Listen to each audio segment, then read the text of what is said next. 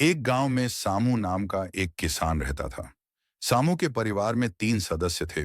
सामू, उसकी पत्नी सुखी और बेटा राम।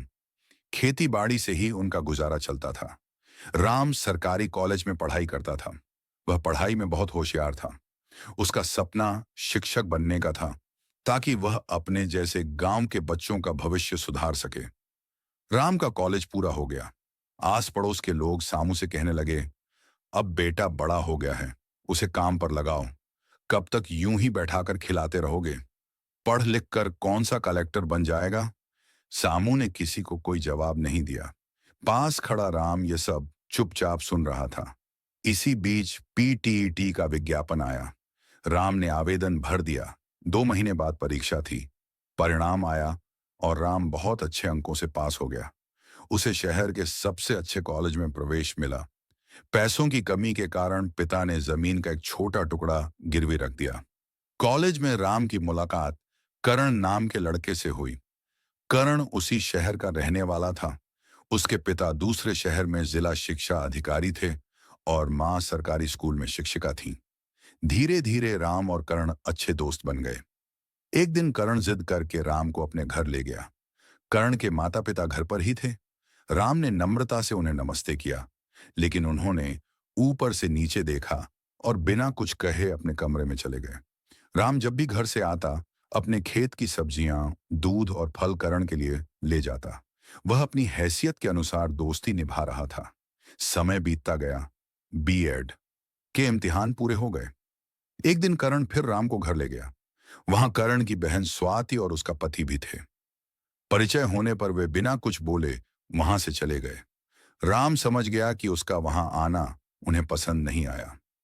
राम गांव लौट आया। उसके जाने के बाद स्वाति और मां करण पर नाराज हुई।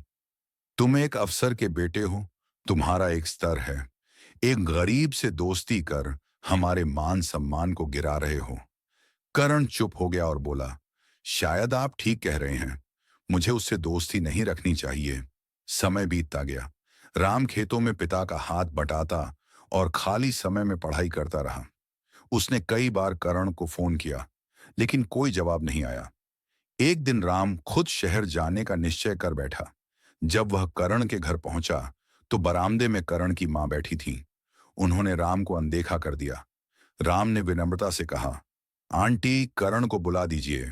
उन्होंने झूठ कहा, वह घर पर नहीं है। राम ने अपनी आंखों से करण को बालकनी में देखा था। इस पर करण की मां भड़क उठी, तू करण से दोस्ती मत रख, हमारा समाज में रुतबा है। तू एक गरीब नौकर जैसा दिखता है, तुझे यहां आने का कोई अधिकार नहीं। खिड़की के पास खड़ा करण ये सब सुन रहा था, लेकिन बाहर नहीं आया। राम की आंखों से आंसू बह निकले। वह बिना कुछ कहे वहां से चला गया। उसके मन में सवाल गूंज रहे थे, क्या गरीब होना अपराध है? घर आकर मां ने पूछा। राम फूट फूट कर रो पड़ा। मां सुखी ने उसे समझाया, बेटा, जिन लोगों ने तेरी गरीबी का अपमान किया है, तू उनसे बड़ा आदमी बनकर दिखा। उसी दिन राम ने ठान लिया, अब वह शिक्षक नहीं, कलेक्टर बनेगा। उसने यूपीएसएससी की तैयारी शुरू कर दी। साथ ही एक यूट्यूब चैनल बनाया, जहां वह गांव के बच्चों को पढ़ाने लगा। कड़ी मेहनत के बाद राम ने प्रीलिम्स, मेंस और इंटरव्यू तीनों चरण सफलता से पार किए। परिणाम आया, राम टॉपर था। कलेक्टर बनने के बाद उसका पहला निरीक्षण उसी स्कूल में हुआ, जहां करण और उसकी मां पढ़ाते थे। राम ने दोनों से कोई बदला नहीं लिया। उसका शांत व्यवहार देखकर करण और उसकी मां को अपनी गलती का एहसास हुआ। राम आज भी विनम्र है, क्योंकि उसकी असली दौलत उसकी परवरिश और संस्कार है।